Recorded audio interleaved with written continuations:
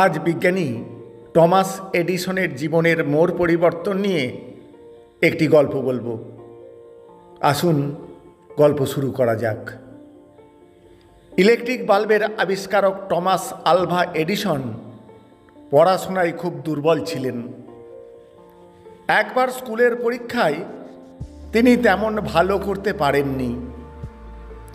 রেজাল্টের দিন তার হাতে একটি চিঠি ধরিয়ে দিয়ে হেডমাস্টার বললেন, চিঠিটা খুলো না, সোজাসুজি বাড়ি গিয়ে মায়ের হাতে দেবে। এডিসন তাই করলেন। তবে কৌতূহল দমন করতে না পেরে চিঠিতে কি লেখা আছে মায়ের কাছে জানতে চাইলেন। মা জোরে জোরে আওয়াজ করে ছেলেকে শুনিয়ে চিঠিটি পড়তে শুরু করলেন।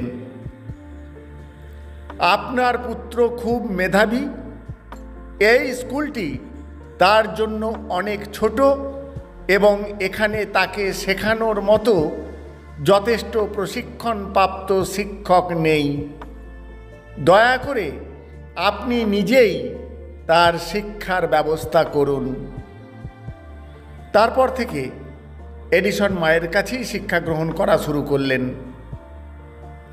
কালক্রমে তিনি হয়ে উঠলেন পৃথিবীর অন্যতম শ্রেষ্ঠ বিজ্ঞানী।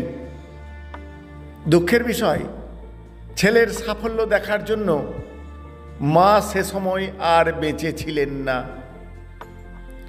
হঠাৎ একদিন পুরনো কাগজপত্র ঘাঁটতে ঘাঁটতে ভাঁজ করা একটা কাগজের দিকে এডিসনের চোখ আটকে গেল। তিনি কাগজটি হাতে নিয়ে খুলে দেখলেন সেটি সেই ছোটবেলার স্কুলের চিঠি। চিঠিতে লেখা ছিল, আপনার সন্তান স্থূলবুদ্ধি সম্পন্ন এবং মেধাহীন, সে এই স্কুলের উপযুক্ত নয়। আমরা কোনোভাবেই তাকে আমাদের স্কুলে আর আসতে দিতে পারি না। পড়তে পড়তে এডিসনের চোখ ভিজে গেল। মায়ের কথা ভীষণ মনে পড়তে লাগলো তার। তখনই তিনি ডায়েরিতে লিখলেন,